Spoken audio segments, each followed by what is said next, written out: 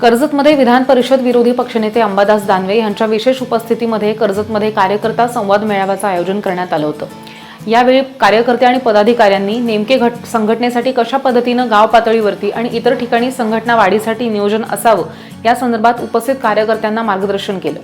शिवसेना पुन्हा एकदा ह्या मतदारसंघात काम करेल, तसंच जे आम्ही एसटी दरवाढी विरोधात केले आंदोलन आहे ते भाडं वाढ रद्द करण्यात यावी ह्या मागणीसाठी आंदोलन केले। सरकारनं मोफत इलाज करणं महत्त्वाचं आहे। पालकमंत्री पदासाठी भाजपा आणि राष्ट्रवादी विरोधात आंदोलन करावे लागते हे दुर्दैव आहे।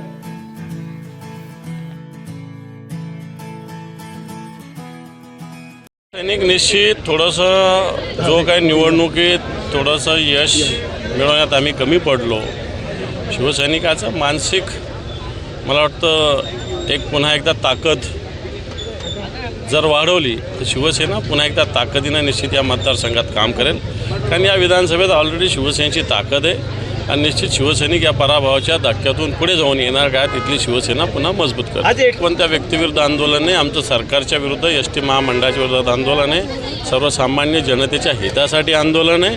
15% जी भाडेवाढ दरवाढ झाली ती रद्द झाली पाहिजे ही आमची शिवसेनेची भूमिका आहे। आज आपण पुण्यात आरोग्य व्यवस्था दूषित पाणी पाजलं जातं लोकांना आणि त्याच्यामुळे जे आजार होत आहेत त्याला सरकारने मोफत इलाज केला पाहिजे। मला वाटतं मंत्रिमंडळ बैठकीत तसा निर्णय येणारा का विरुद्ध त्यांचा संघर्ष तटकरे विरोधात नाही, भारतीय जनता पार्टीविरुद्ध त्यांचा संघर्ष चालू आहे, कारण शेवटी निर्णय घेणारे भारतीय जनता पार्टी आहेत आणि म्हणून त्यांना आज रस्त्यावर उतरून भारतीय जनता पार्टीविरुद्ध तटकरे विरुद्ध आंदोलन करावं लागतं, हे दुर्दैव आहे।